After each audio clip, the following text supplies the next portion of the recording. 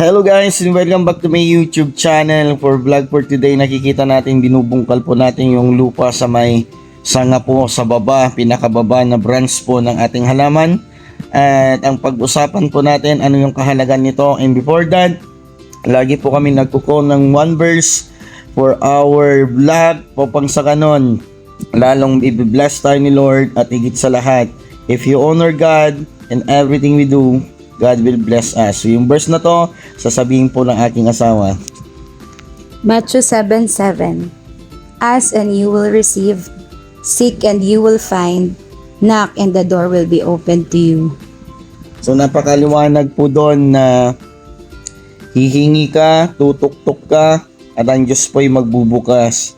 At so, kung wala kang pag-alinlangan, pagpapalain po tayo. At higit sa lahat, if you ask, if you knock, with action dapat. Lahat ng mga ginagawa natin, faith with action po mga kapatid, and He will give in unto you. And natin pag-usapan po, yung pagbubungkal po dito. Number 1, pinoprotektan po natin yung tangkay niya upang hindi mabulok kapag dinidiligan na po natin. So yung tubig, mabilis pong bumababa sa kanyang ugat.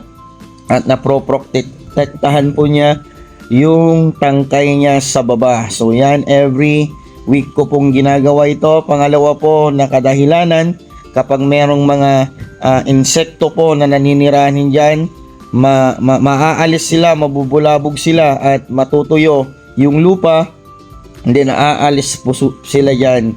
So yun yung isang kaparaanan din, kaya binubungkal po natin yung lupa po ng ating mga halaman. At isa pa po, kaya binubungkal natin, kung may mga damo yan, nabubungkal natin, dumadirect po yung nutritious ng mga dinidilig natin at yung lupa na nakakain ng ating halaman upang mabilis po lumaki yung alaga natin. So yan po yung ating sumpling tip po, every ko ginagawa ito.